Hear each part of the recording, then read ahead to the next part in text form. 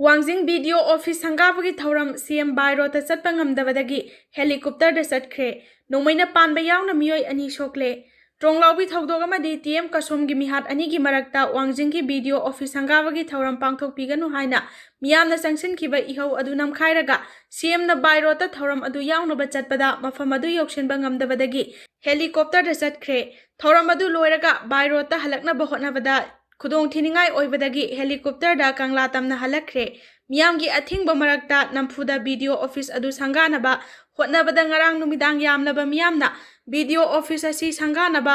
make semlibasing karnat kharibasing amadi chokri tharibasing adu thugayai khaiba tawbada natana mai thakre mafam aduda duty taramba video personnel amasu hojik aruba phibamda North AOC da laiba Ras Medicity da laikanariba miyoy adugi mamingna takhelambam Ramesh apok laikhidraba lolito kawi hairok tawrangbam laikai part 3 dagini mahaki koki sarukta thangumba thawba pot amana yanbagi dakfam ani lairi mahaki Fibam khudong thiningai oiri amaromda thawdoga siga ikan kanadana video office hangaba yaroi haina athingba thamduna Khongjom changchiliba miyam security na tankhaina ba hotnabada tear gas amasung mok bomb cell kaya kapkhre adumakpu irang adu mapung fana laksen bading Ngamkhide makata na ngasi ayuk angan badagi hauna yamlaba miyamna Thobal Babu Bazar Thobal Hospital mamang yauna lambi sigi mafam kyada lambi thingbagi Khongjom changchinki masina maram oiraga Chief Minister Yumnam Khemsan lambi sida satpada khudong charoi dabana mayai lambi romda oina Wangjing tamna satki adubu miyamgi athingba aduna maram oiraga Khongjomgi phundraida laiba ARKM ta sanglaga mafam adudagi helicopter da Wangjing gi video sangaga dawriba mafam adu tamna satki loinana sangabagi thoram adu saruk yakhi sangabagi thoram adu sathari ngai manungda hairok maikairomdagi yamlaba miyam yauna maikai kayadagi thoram pangthokliba mafam adu tamna thomjilakna ba hotnabada police na tear gas amasung live round kaya kaptuna tankhaina ba hotnakhi hairoki mafam kayadasu lambida nung paisinduna lambi thingki Miyamgi protest adu thingna ba hotnabada police na kapla khiba nomaina hairoktagi elangbam Nanda Kumar kauba miyoi ama mabukta nomaina panduna sokhi soklaba miyoi adu Imphal gi Ras Medicity da pukhatuna laikanari hojik mafam adu da miyam amasung security gi marakta kanna muknari miyam tankhaina ba hotnakhiba security force ki kangbu sing adu miyam na koisilaga thamkhre miyam gi protest adu na maram oiraga video office hangaba yaruba miyoi kaya amasu thokpa ngamdana lairi amaromda Chief Minister na video office adu sanga khraba matung Khongjom gi phundraida laiba ARKM tamna laklaga mafam adudagi amuk helicopter da Imphal tamna halakre miyam gi akanba protest marakta pangthokhiba thoram aduga mari leinana Chief Minister na haikibada Tronglaubi thawdoka mari leinana lenga ka JAC ga tangkak anirakta wari sanakhiba leire adu wari sanaduna yanaraga hankraba matungda numit manganigi total sadhangi Khongjom asi lauthorakhibani lenga ki maikaidagi mokoina hariba demand sing adugi mathakta ahenba kharasu pirage haina thajaba pikhrabani adubo hariba thawong sing asida political gi khut yawba manba thawong sing asi nungaite Chief Minister ama oina lamdam asida tangdu laitana leinaba chingi mafam kayada satuna wari sanau hairaga ngasigi asigumba thoram asida athingba pibasi nungaite asigumba thawong asi matungda amuk hana tawbiganu haikhi Panba yabadi Chief Minister na ngasi video office sanganaba thorang tawribadu yaningdaba phongdoktuna Thawbalda miyamna sangsinkhiba Khongjom adugi manungda Thobal Babu Bazar manakta JCB sijinaduna road medianda khinba block sing adu lawthoktuna National Highway thingki District Police ki maikaidagi su pamdaba thawdok sing thoktana ba akanba section thorang kya lawkhatkhi hojik oriba leba ki Fibam asida irang laitabagumna uhanana ba lenga ki maikaidagi hotnaribasi yaningde Santi leire haiba Chief Minister gi khongchat adu chingda sumisam ani ambush tawduna hatkhre CM gi thawong asi yaningde maram aduna Thobal district ki manungsanba Wangjing da nauna saba video office ama sangana ba hotnariba si miyamna boycott tawre haina maira paibi gi maikaidagi phongdorakhi Manipur lenga ka miyamga gi marakta muknaba asum henjilakle CM yauna lawmaker sing Khongjom de gi thoram saruk yaba kokomina thingjinkhre Khongjom de thoram da Chief Minister sing BJP gi MLA sing amadi BJP gi lusingba sing saruk yaba thingle haina Coordinating Committee on Manipur Integrity Kokomina Phongdorakli Kokomi Women Wing gi convener W Luwang Laimana Paumi Singda hai Kumjali Singaniga Kulhumdogi Me Ahumda Kuki Narco Terrorist Singna Maitei Singi Mathakta Atamnana Landarakpagi Thawong Chahi Ahum Mapung Farak Lavasu Kuki Narco Terrorist ki Lan Asilo Shinbagi Mahutta Nagasingbu amuk konsilaknaba hotnariba thawong asina khudong thiningai oiba lan ama oirakpa yabagi Fibam da lakle. India government na kuki narco terrorist sing laksinduna lan loisinanaba hotnabagi mahutta Nagasingbusu lan asida yawananaba honarakdibasi Manipura khundaminariba yelho proof singi marakta loiba nairaroidaba hatna sunabagi lan ama thoananabagi khujil thawrangni haiba ifong fongle. Mahangna hai kuki narco terrorist singna mapangal kaliba mathauna lairiba amadi Khulagi awarpa laitribasi maitai fawa thengnaba ngamloidaba makoina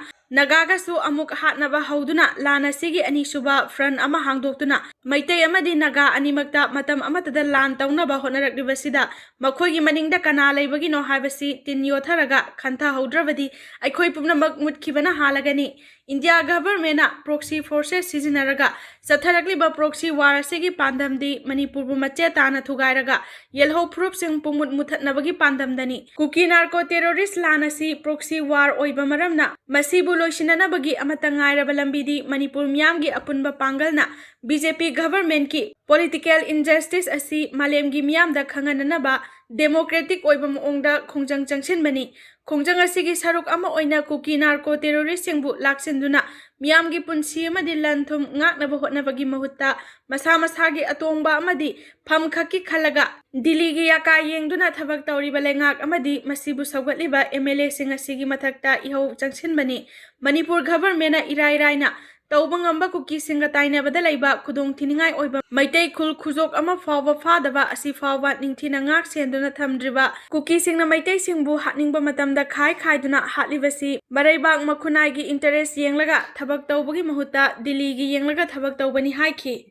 employee khudingmakta security pigadabani April 3 amasung 3 kilonaba ahingda kuki narco terrorist singna bomb kapsinduna chahi nauriba machin mawpa hatkhiba amadi matung tarakpa miyamgi ihauda Misam kaya nomaina kaptuna hatkibagi mayokta miyamgi khongjang changsilingai gi chairakta lengaki employee khudingmak office kagadabani haiba notification ama thoraklibasi amtuk amadi MGO gi JAC na yaningdaba phongdorakli hiramasiga mari leinana chief secretary da pisin khiba cherol amana JAC na hai tronglawida angang ani hatkibagi mayokta khongjang changsilingai gi chairakta kuki narco terrorist singna April 19 da tangkhul phru ki miyoi ani TM Kasom village da ambush tawduna hatkhi thawdok sing asigi matang da horakpa miyamgi ihau laksinanaba state lengakna curfew gi athingba thamlakhibana maram oiraga essential service da laiba employee amasung worker natana kanagumba miyoi amata office kaba ngamkhide matam khara curfew gi athingbo komthoklabasu tongan ba civil society organization singna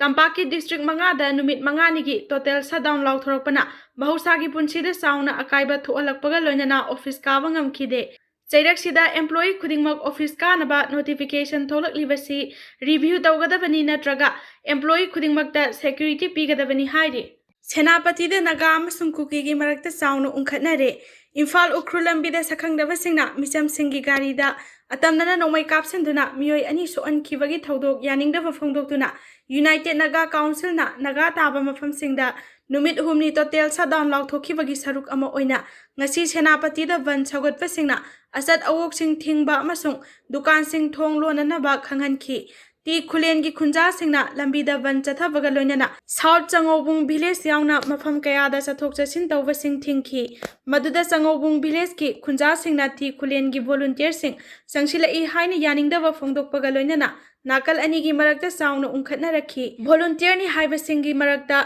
khut thoknarakpaga loinana amana amada nung thomjinaduna attack tawnakhi ti khulengi volunteer singna Changobung da sangsila I haibagi wahauda chauna unkhatnarakpadagi nongmai fawa yauna kapnarakhi automatic rifle sijinaduna nongmai round kaya kapthorakpagi makhol takhi maduna maram oiraga nakal anigi marakta amuka hena chauna unkhatnarakhi Senapati district police ki masing yamlaba security force sing changsilaktuna irang adu laksinana ba hotnakhi adum oinabak irang khara makhai nemtharabasu haujik chauna unkhatnari security force na Fibam adu kupna yengsili hairi thawdog adugi matangda ti khulengi khunja sing hena asawba phongdoktuna Senapati District Students Association gi gari ama thugai khre makha tana khut thoknarakpa yabagi Fibam leiri police amasung security force matik chana leitabana hena sauna khut thoknarakpa yabagi oithokpa lei adum oinamak security force na mikupna hum singna yengsili hairi Senapati District Students Association gi maikaidagi phongdorakhibada T खुलेंदा लैबा UNC गी लंबी थिंगबगी वेरिकेट्सिंग cookie proof की मियोय अनि लाखलगा लौथोकपा हौरकपदगी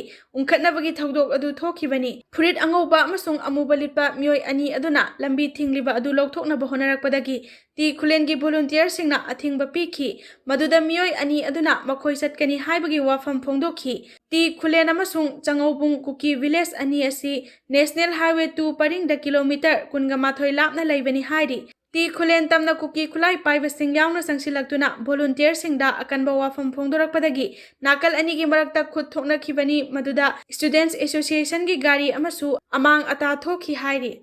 Wangjing Tentha video office अमांग अता थोअलमले BDF अमा फिबम लून सोकले चीफ मिनिस्टर युमनाम खेमचाना ngasi थौबाल डिस्ट्रिक्ट की वांगजिंग टेक्सम लेकाइदा संगागनी हाइना थौरांग तौरिबा Wangjing Tentha block development office building लेरिबा मफमदा संगाबा यानिंगदबा मियामना अमांग अता थोअलमले मसिंग यामलबा मियाम अदुना फुबदा मफम अदुदा ड्यूटी तौबा BDF पर्सनल अमा अरुबा फिबम द सोकपदगी थौबाल डिस्ट्रिक्ट हॉस्पिटल दा फर्स्ट एड पीरबा मतुंग इम्फाल की नॉर्थ AOC दा लैबा राज मेडिसिटी हॉस्पिटल दा लाइकनरी थौदोग सिंगरांग नुमिदांग पुंग 13 मखाइरोम ताबा मतमदा थोखिबनी मतम अदुदा मसिंग यामलबा मियाम थोमजिलक्तुना संगागदौरिबा वीडियो ऑफिस अदुगी खल्लिबा सेमिनार थारिबा चौकरी कार्पेट फिजंगना चिंगबा पोलम कया अकाय अतोय थोअलंबगी मथक्ता सेमिनार यावना डेकोरेशन की मसा खरा मई थारमखी लोइनना मियाम अदुना मफम अदुदा ड्यूटी ताबा BDF अमा फुरमबदगी सोखी सोकलबा BDF अदु हैरोक पार्ट 3 तौरांबम लेकाइदगी तखेल चंगबम रामेश अपोकपा लेखिद्रबा तखेल चंगबम लोलिट्रोनी महाकी मकोकता थांगना यानबगुंबगी लूना सोकपा दाखफम अनि लेरमी लोइनना अरुबा फिबम दा राज मेडिसिटी हॉस्पिटल की ICU दा लेरी हाइरी इरांग अदुगी पाउ ताबदगी थौबाल डिस्ट्रिक्ट पुलिस की मसिंग यामलबा पर्सनल सिंग लाक्तुना इरांग लाक्सिननबा होटनरिङै फायर सर्विस की तेंग अनि लाक्तुना मई चाकपा अदु मुथतखी लोइनना थौबाल डिस्ट्रिक्ट पुलिस की अहेनबा फोर्सिंग थोमजिलक्तुना इरांग हौरिबसिंग अदु टियर गैस स्मोक बॉम्ब कापतुना तनखाइखी हाइरी पनबा याबदी चीफ मिनिस्टर खेमचाना वीडियो ऑफिस संगागदौरिबा असि मतंग चादे इरांग हाना लोसिलो हाइदुना थौबाल डिस्ट्रिक्ट की अपुनबा मैरा पाइबी लुपसिंगी लुसिंगबसिंगना बॉयकॉट तौगनी हाइना लाउथोखरबनी अमरोमदा वांगजिंग मैरा पाइबी लुपसिंगना CM की खोंगचत तरामना ओई हाइना फोंदोकपसु लैख्रबनी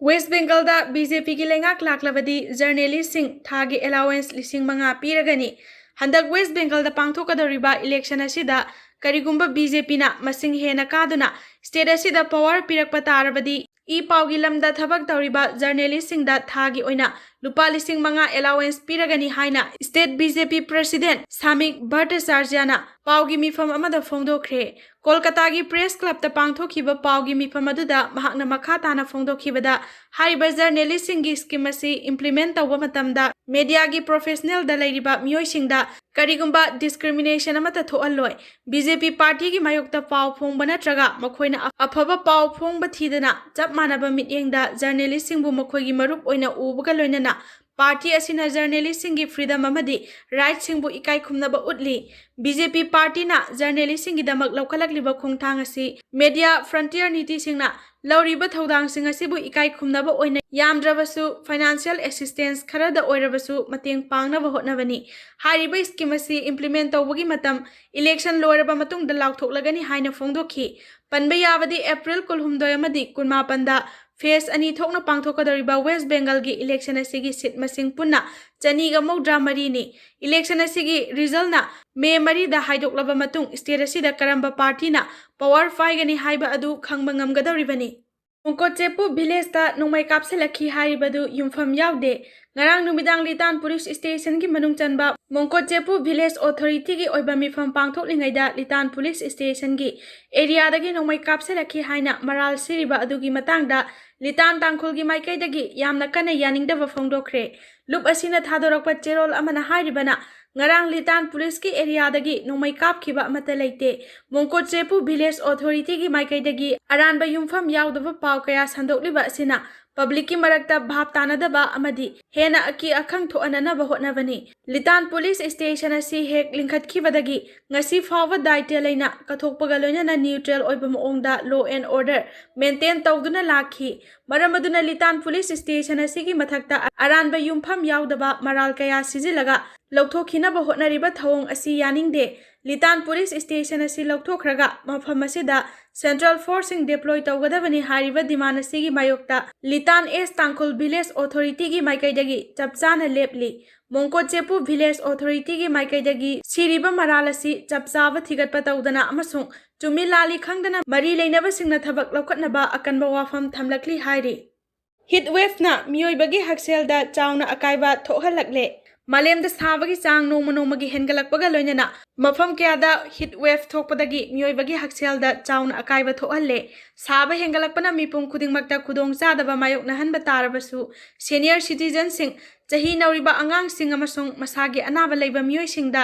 ꯑꯃꯨꯛꯀ ꯍꯦꯟꯅ ꯈꯨꯗꯣꯡꯊꯤꯅꯤꯡꯉꯥꯏ ꯑꯣꯏꯍꯜꯂꯤ HCG ꯀꯦꯟꯁꯔ ꯁꯦꯟꯇꯔ ꯕꯣꯔꯤꯚꯥꯂꯤꯒꯤ ꯁꯦꯅꯤꯌꯔ ꯀꯟꯁꯜꯇꯦꯟꯠ ꯗꯥꯛꯇꯔ ꯇ꯭ꯔꯤꯟꯖꯟ ꯕꯥꯁꯨꯅ ꯐꯣꯡꯗꯣꯛꯈꯤꯕꯒꯤ ꯃꯇꯨꯡ ꯏꯟꯅ ꯆꯍꯤ ꯌꯥꯝꯂꯕ ꯑꯍꯜꯁꯤꯡ ꯀꯥ ꯍꯦꯟꯅ ꯆꯍꯤ ꯅꯧꯔꯤꯕ ꯑꯉꯥꯡꯁꯤꯡ ꯏꯃꯨꯡꯒꯤ ꯃꯄꯥꯟꯗ ꯊꯕꯛ ꯁꯨꯔꯤꯕ ꯃꯤꯑꯣꯏꯁꯤꯡ ꯑꯃꯁꯨꯡ ꯃꯁꯥꯒꯤ ꯑꯅꯥꯕ ꯂꯩꯕ ꯃꯤꯑꯣꯏꯁꯤꯡꯗ ꯍꯤꯠꯋꯦꯐꯅ ꯈꯨꯗꯣꯡꯊꯤꯕ ꯀꯌꯥ ꯊꯣꯛꯍꯜꯂꯛꯄ ꯊꯦꯡꯅꯔꯦ ꯂꯥꯏꯌꯦꯡ ꯆꯠꯊꯔꯤꯕ ꯀꯦꯟꯁꯔ ꯄꯦꯁꯦꯟꯠꯁꯤꯡꯗꯁꯨ ꯍꯤꯠꯋꯦꯐꯅ ꯈꯨꯗꯣꯡꯆꯥꯗꯕ ꯀꯌꯥꯃꯔꯨꯝ ꯊꯣꯛꯍꯜꯂꯛꯂꯤ ꯀꯦꯟꯁꯔꯒꯤ ꯂꯥꯏꯌꯦꯡ ꯆꯠꯊꯕꯗ ꯀꯦꯃꯣꯊꯦꯔꯥꯄꯤ ꯔꯦꯗꯤꯌꯦꯁꯟ ꯊꯦꯔꯥꯄꯤ ꯅꯠꯇ꯭ꯔꯒ ꯍꯣꯔꯃꯣꯟ ꯊꯦꯔꯥꯄꯤꯒꯤ ꯃꯇꯦꯡ ꯂꯧꯕ ꯃꯔꯝꯅ ꯃꯤꯑꯣꯏꯁꯤꯡ ꯑꯗꯨꯒꯤ ꯏꯝꯃ꯭ꯌꯨꯟ ꯁꯤꯁꯇꯦꯝ ꯃꯄꯥꯡꯒꯜ ꯁꯣꯟꯊꯔꯛꯏ ꯏꯅꯔꯖꯤꯒꯤ ꯂꯦꯚꯦꯜ ꯍꯟꯊꯔꯛꯄꯒ ꯂꯣꯏꯅꯅ ꯍꯛꯆꯥꯡꯅ ꯑꯁꯥꯕ ꯈꯥꯡꯕ ꯉꯝꯗꯕꯒꯤ ꯃꯇꯤꯛ ꯃꯌꯥꯏ ꯍꯟꯊꯔꯛꯏ ꯃꯁꯤꯒꯤꯁꯨ ꯃꯊꯛꯇ ꯀꯦꯟꯁꯔꯒꯤ ꯂꯥꯏꯌꯦꯡ ꯆꯠꯊꯕꯗ ꯁꯤꯖꯤꯟꯅꯔꯤꯕ ꯍꯤꯗꯥꯛ ꯃꯈꯜ ꯈꯔꯒꯤ ꯁꯥꯏꯗ ꯏꯐꯦꯛ ꯑꯣꯏꯅ ꯀꯣꯛ ꯉꯥꯎꯕ ꯑꯣꯕ ꯈꯣꯡ ꯍꯥꯝꯊꯕ ꯍꯨꯃꯥꯡ ꯀꯥꯕ ꯑꯃꯁꯨꯡ ꯗꯤꯍꯥꯏꯗ꯭ꯔꯦꯁꯟꯅꯆꯤꯡꯕ ꯊꯣꯛꯍꯜꯂꯤ ꯀꯦꯟꯁꯔ ꯄꯦꯁꯦꯟꯠꯁꯤꯡꯒꯤ ꯃꯔꯛꯇ ꯍꯥꯟꯅꯗꯒꯤ ꯍꯧꯅ ꯍꯥꯔꯠ ꯗꯤꯖꯤꯖ ꯀꯤꯗꯅꯤꯒꯤ ꯄ꯭ꯔꯣꯕ꯭ꯂꯦꯝ ꯅꯠꯇ꯭ꯔꯒ ꯑꯦꯅꯤꯃꯤꯌꯥꯒꯤ ꯈꯨꯗꯣꯡꯆꯥꯗꯕ ꯃꯥꯌꯣꯛꯅꯕꯁꯤꯡꯗꯤ ꯑꯃꯨꯛꯀ ꯍꯦꯟꯅ ꯈꯨꯗꯣꯡꯊꯤꯅꯤꯡꯉꯥꯏ ꯑꯣꯏꯍꯜꯂꯤ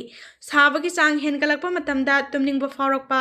ꯀꯥ ꯍꯦꯟꯅ ꯍꯛꯆꯥꯡ ꯆꯣꯛꯊꯕ ꯀꯣꯛ ꯆꯤꯛꯄ ꯋꯥꯈꯜ ꯆꯃꯝꯅꯔꯛꯄ ꯍꯥꯔꯠꯀꯤ ꯇꯥꯟꯊꯥ ꯈꯣꯡꯖꯦꯜ ꯌꯥꯡꯈꯠꯂꯛꯄ ꯃꯁꯜ ꯅꯥꯔꯛꯄ ꯑꯃꯁꯨꯡ ꯃꯄꯥꯟ ꯊꯣꯛꯄꯒꯤ ꯆꯥꯡ ꯍꯟꯊꯔꯛꯄ ꯊꯦꯡꯅꯔꯕꯗꯤ ꯇꯔꯥꯏꯅ ꯂꯧꯔꯣꯏꯗꯕꯅꯤ ꯏꯁꯤꯡ ꯃꯔꯥꯡ ꯀꯥꯏꯅ ꯊꯛꯄꯒ ꯂꯣꯏꯅꯅ ꯑꯏꯪꯕ ꯃꯐꯝꯗ ꯂꯩꯕ ꯑꯀꯣꯝꯕ ꯑꯃꯁꯨꯡ ꯑꯌꯥꯡꯕ ꯐꯤꯖꯣꯜ ꯁꯦꯠꯄ ꯂꯣꯏꯅꯅ ꯅꯨꯡꯁꯤꯠ ꯅꯨꯡꯁꯥ ꯃꯔꯥꯡ ꯀꯥꯏꯅ ꯐꯪꯕ ꯃꯐꯝꯗ ꯂꯩꯔꯕꯗꯤ ꯈꯨꯗꯣꯡꯊꯤꯕꯒꯤ ꯆꯥꯡ ꯈꯔ ꯃꯈꯩ ꯍꯟꯊꯍꯟꯕ ꯉꯝꯃꯤ ꯗꯥꯛꯇꯔ LH ꯍꯤꯔꯥꯗꯟꯗꯤꯅꯤ ꯍꯣꯁꯄꯤꯇꯥꯜ ꯃꯨꯝꯕꯥꯏꯒꯤ internal ꯃꯦꯗꯤꯁꯤꯟꯒꯤ associate director doctor Bimol ꯄꯥꯍꯨꯖꯥꯅ ꯐꯣꯡꯗꯣꯛꯈꯤꯕꯒꯤ ꯃꯇꯨꯡ ꯏꯟꯅ ꯗꯥꯏꯕꯦꯇꯤꯁꯅꯆꯤꯡꯕ ꯃꯦꯇꯥꯕꯣꯂꯤꯛ ꯗꯤꯁꯑꯣꯔꯗꯔ ꯂꯩꯕ ꯃꯤꯑꯣꯏꯁꯤꯡꯗꯗꯤ ꯍꯤꯠꯋꯦꯐꯅ ꯑꯆꯧꯕ ꯆꯩꯊꯦꯡ ꯑꯃ ꯄꯤꯗꯨꯅ ꯈꯨꯗꯣꯡꯊꯤꯕ ꯀꯌꯥꯃꯔꯨꯝ ꯊꯣꯛꯍꯜꯂꯛꯄ ꯌꯥꯏ ꯁꯥꯕꯒꯤ ꯆꯥꯡ ꯍꯦꯟꯒꯠꯂꯛꯄ ꯃꯇꯝꯗ ꯍꯛꯆꯥꯡꯗꯒꯤ ꯀꯣꯔꯇꯤꯁꯣꯜ ꯑꯃꯗꯤ ꯑꯦꯗ꯭ꯔꯤꯅꯥꯂꯤꯟꯅꯆꯤꯡꯕ ꯁ꯭ꯇ꯭ꯔꯦꯁ ꯍꯣꯔꯃꯣꯟꯁꯤꯡ ꯊꯥꯗꯣꯔꯛꯏ ꯃꯗꯨꯅ ꯃꯔꯝ ꯑꯣꯏꯔꯒ ꯕ꯭ꯂꯗ ꯁꯨꯒꯔꯒꯤ ꯆꯥꯡ ꯈꯪꯍꯧꯗꯅ ꯑꯍꯣꯡꯕ ꯊꯣꯛꯂꯛꯄ ꯌꯥꯏ ꯀꯥ ꯍꯦꯟꯕ ꯃꯑꯣꯡꯗ ꯍꯨꯃꯥꯡ ꯊꯣꯛꯈꯤꯕ ꯃꯇꯝꯗ ꯍꯛꯆꯥꯡꯅ ꯃꯍꯤꯒꯤ ꯁꯔꯨꯛ ꯋꯥꯠꯄ ꯃꯔꯝꯅ ꯗꯤꯍꯥꯏꯗ꯭ꯔꯦꯁꯟ ꯇꯧꯔꯛꯄ ꯌꯥꯏ